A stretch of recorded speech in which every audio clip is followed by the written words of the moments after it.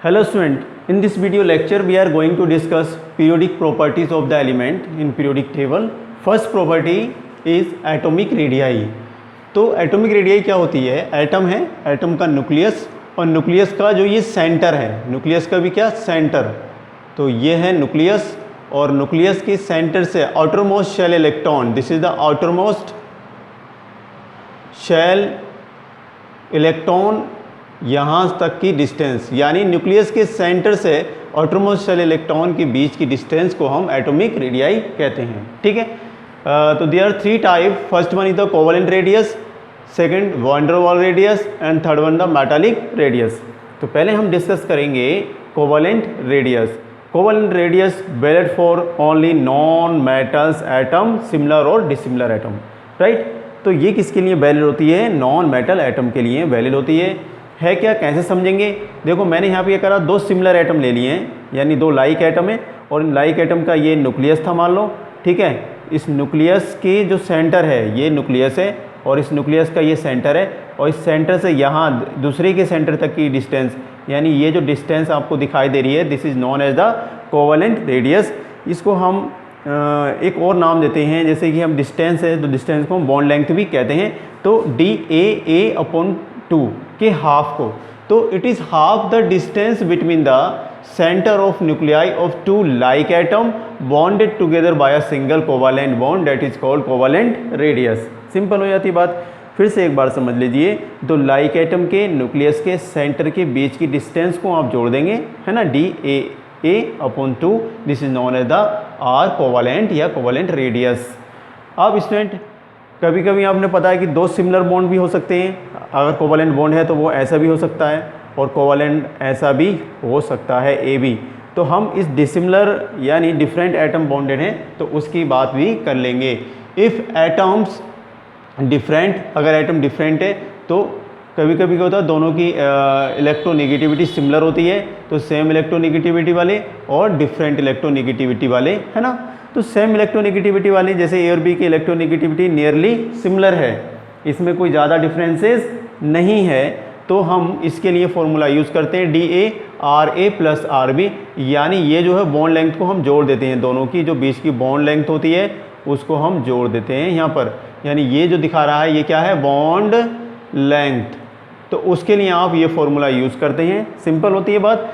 अगर ऐसे different electronegativity मान लो जो ये है, जैसे HCl ले लेते हैं तो H है ना, तो इसमें से Cl वाला मोर इलेक्ट्रोनेगेटिव, एक मोर इलेक्ट्रोनेगेटिव हो गया और एक लेस इलेक्ट्रोनेगेटिव, कोई सा भी आपने मान लिया, तो यहाँ पे जो बॉन्ड लेंथ होगी वो कैसे हम बताएंगे? तो आपको पता है कि A जो है मोर इलेक्ट्रोनेगेटिव देन B, तो यहाँ पे DAB यानी जो बॉन्ड लेंथ है इसको हम समझेंगे बॉन्ड लेंथ। बॉन्ड लेंथ पता लग गया तो आप उसको हाफ करके ईजिली कोवेलेंट रेडियस को निकाल लेते हैं। तो यहाँ पे स्टूडेंट DAB/RA+RB माइनस 0.9 यहाँ पे Xi A minus Xi B, ठीक है। तो यहाँ पे माइनस करते हैं A में से B के जो इलेक्ट्रोनेगेटिविटी, Xi किसको रिप्रेजेंट करती है? इलेक्ट्रोनेगेटिविटी को। तो दोनों की इलेक्ट्रोनेगेटिविटी को इस तरह से हम लिखते हैं और इस फॉर्मूले की हेल्प से हम यहाँ पर डिफरेंट इलेक्ट्रोनेगेटिविटी एटम की कोवेलेंट रेडियस को डिटरमाइन कर सकते हैं। सिंपल होती है बात। तो ये कोवेलेंट रेडियस था, ठीक है। इसमें मोस्ट इंपोर्टेंट बात आपको ध्यान रखना है, ये सिर्फ किसके लिए होता है? नॉन मेटल एटम के लिए होता है, ठीक। अब हम नेक्स्ट बात करते हैं वैन डर वाल रेडियस की। इससे पहले इसको आप नोट डाउन कर लीजिए। नाउ स्टूडेंट समझेंगे हम next atomic radii van der Waals radius, ठीक है। तो ये क्या होती है? यहाँ पे ये एक मॉलिक्यूल है, ये क्या है? एक मॉलिक्यूल, इसमें ये दो एटम लगे हुए हैं और यहाँ पे ये भी क्या है? एक मॉलिक्यूल है,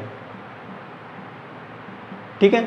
तो नेबरिंग मॉलिक्यूल है और इनके ये एटम है, ये क्या है? ये भी एटम है, ये क्या है? एटम है, और ये भी क्या है? एटम। ऐसे ये वाला भी क्या है? इसका एटम होगा और ये भी क्या होगा? एटम होगा। सिंपल। तो जो ये दो एटम हैं आमने सामने, अगर इन दोनों की पूछ रहा है तो आमने सामने रखेंगे, यानी जो ये एटम है नेबरिंग एटम, और ये कैसे होनी चाहिए? Non bonded. ये क्या है? बॉन्डेड नहीं है यहाँ पर।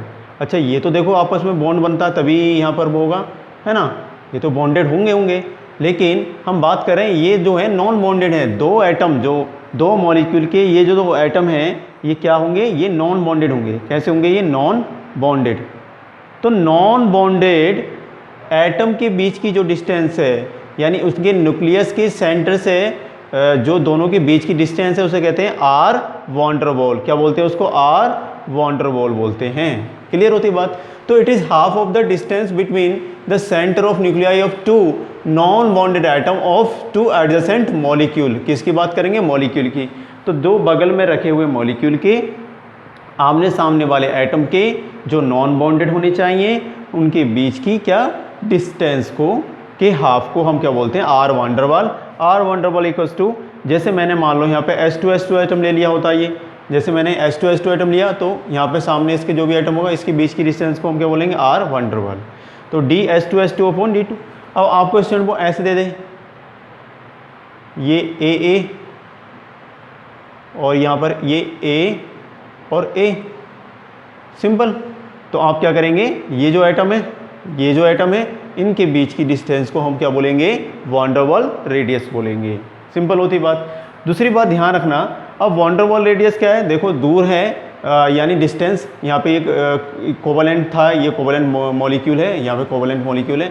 हम यहाँ पे बात करें वॉन डेर वाल रेडियस की जो नॉन बॉन्डेड है, ये किसके लिए होती है, valid for the inert gases, inert gases और नोबल गैसेस जो बोलते हैं हम, नोबल गैसेस के लिए होती है, लियम, neon, argon, krypton, xenon, radon, है ना।